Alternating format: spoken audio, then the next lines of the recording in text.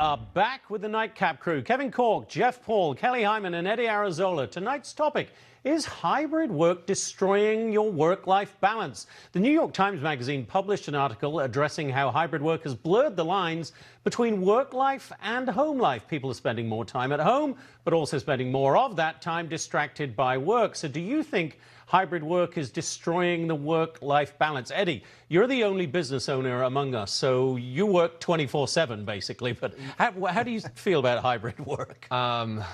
Yeah, I agree 100%. I think I don't get to turn it off anymore. Right, you take your work home with you every single day. It's on my phone. It's at all times I'm just getting hit with problems, so I don't really have... Well, you look pretty good for it. Thank you. Yeah. Appreciate it. Kelly, hybrid work? I mean, to me, working at home just takes away part of it being home. I don't know.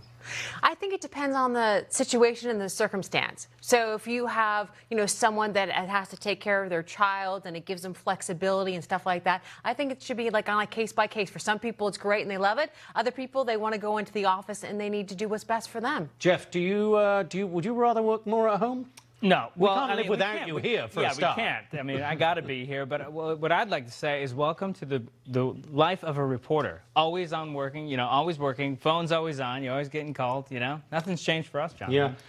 We did a poll on this. So on Twitter, is hybrid work destroying the work-life balance? 70% of people on Twitter said yes. 73% said yes on Instagram. Kevin, how do you feel about that? I mean, you work you're studying law, you're doing everything all the time anyway. Does it impact your home life? No, I love the hybrid lifestyle. I'll tell you why. It gives you a competitive advantage as an employer. And even though you do take work home, I agree with Jeff Paul. I'm working at home all the time anyway, so it doesn't really change. And I think it has more benefits, more upside than downside.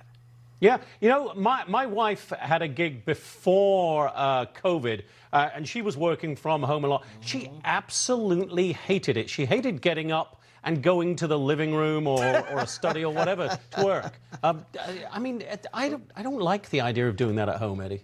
No, I mean, it's nice to be able to have a place to go and do your work and then separate it. Yeah.